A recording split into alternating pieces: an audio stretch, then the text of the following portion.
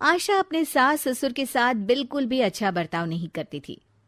उसका पति सुनील भी अपने माता पिता के साथ बड़ा ही रूखा व्यवहार करता था। अब उनके बेटे की शादी मेघा से हो गई है और हवा का रुख बदल रहा है। मेघा, चलो आओ, रसोई में आकर मेरे साथ रात का खाना बनाने में मेरी मदद करो। मम्मी जी, मैं अभी सीरियल देख रही हूँ। अभी तो शाम होने में भी टाइम है, मैं थोड़ी देर में आती हूँ। बहू, तुम्हें सुनाई नहीं दिया मैंने क्या कहा? मम्मी जी, शायद आपको सुनाई नहीं दिया जो मैंने कहा।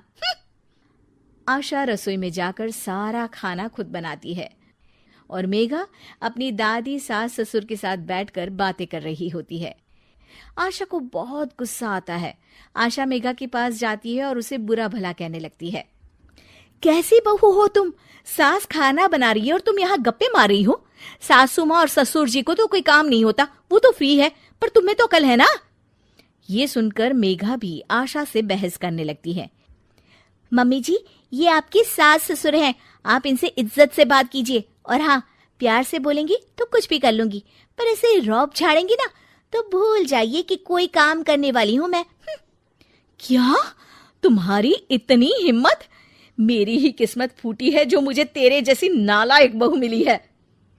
नहीं मम्मी जी, आपसे ज्यादा खराब किस्मत तो दादी सास की है, जिन्हें आप जैसी बहू मिली। आशा ये सुनकर तिलमिला उठती है। क्या कहा तुमने? आशा मेघा का हाथ पकड़ती है और कमरे से बाहर ले जा रही होती है। तभी वहां रोहित आ जाता है और मेघा उसे देखकर रोने का नाटक करने लगती है। देखिए, देखिए आपकी माँ मुझ पर कैसा अत्याचार कर रही है। मैंने इनसे कहा कि सासू माँ, मैं खाना बना देती हूँ, बस थोड़ा टाइम लगेगा, तो मेरा हाथ पकड़कर कैसे मुझे घसीट कर लेकर जा रही है। अरे बेटा, ये झूठ बोल रही है। बस करो माँ, मेघा कभी झूठ नहीं बोलती और मैंने अपनी आंखों से देखा है कि कैसे आप उसका हाथ पकड़कर उस पर अत्याचार कर रही हो। अरे बेटा, मैं तुम्हारी माँ हूं, तुम्हें मुझ पर विश्वास नहीं है? मेघा मेरी पत्नी है, उसका मेरा साथ तो जीवन भर का है और मैं उसी का साथ दूंगा। गलती आपकी है, आप ही सुधर जाइए माँ। तभी वहां सुनील आ जाता है। ये किस तरह से बात कर रहा है तू अपनी माँ से? पापा, आप तो रहने ही दीजिए। दादा दादी से आप किस तरह से बात करते हो देखा है मैंने। चलो मेघा। रोहित और मेघा वहां से चले जाते हैं।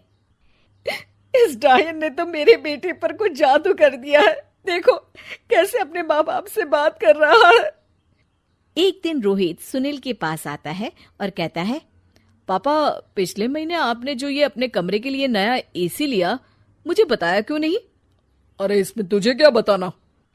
आपको बताना चाहिए पापा, अब मेरी शादी हो चुकी है, खर्चे बहुत हैं, आप तो रिटायर हो गए, मेरी कमाई पर घर चलता है, तो हिसाब तो रखना पड़ेगा ना। और वैसे भी आप लोगों को एसी की क्या जरूरत थी, पंखा ही काफी था आप लोगों के लिए। आशा को याद आता है कि कैसे उसने अपने सास ससुर के साथ बुरा बर्ताव किया था। ये सब हमारे ही कर्मों का नतीजा है। हमने सासू माँ और ससुर जी के साथ कितना बुरा बर्ताव किया, इसीलिए हमारे बहू बेटे भी हमारे साथ ऐसा कर रहे हैं। तुम सही कह रही हो आशा, हमने माँ और पिताजी के साथ बहुत गलत किया। रोहित उनकी बातें सुन लेता है और खुश हो जाता है। मेघा, मम्मी पापा को अपनी गलती का एहसास हो गया है। ये तो बहुत अच्छी बात है, मतलब अब हमें ये नाटक खत्म कर देना चाहिए। नहीं, बस एक आखिरी बार नाटक और करना होगा, ताकि ये दोनों दादा और दादी जी से अपने किए की माफी मांग ले। अगले दिन सभी हॉल में बैठे होते हैं, तभी रोहित और मेघा वहां आते हैं। मम्मी, मैं सोच रहा था, मतलब मैं और मेघा सोच रहे हैं कि। मम्मी जी, ये कहते हुए जरा शर्मा रहे हैं, मैं ही बता देती हूँ।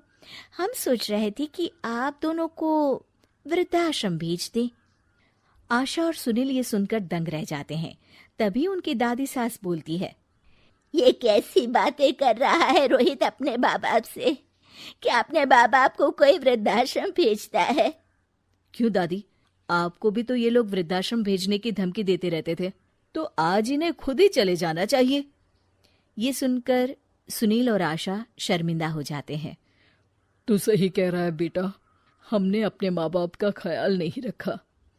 हाँ, हमें कोई हक नहीं है यहाँ रहने का, चले जाते हैं हम। हमें माफ कर दीजिएगा सासू माँ और ससुर जी, हमने आप लोगों के साथ बहुत गलत व्यवहार किया। हाँ माँ जी, पिताजी, हमें माफ कर दीजिएगा। ये देखकर रोहित और मेघा खुश हो जाते हैं। आप लोग कहीं नहीं जाएंगे। आप लोगों को वृद्धाश्रम भेजने का मैं सोच भी नहीं सकता। ये तो मैं और मेघा नाटक कर रहे थे ताकि आप लोगों को अपनी गलती का एहसास हो। आशा और सुनील को अपनी गलती का एहसास होता है और वो सब एक खुशहाल परिवार की तरह रहने लगते हैं।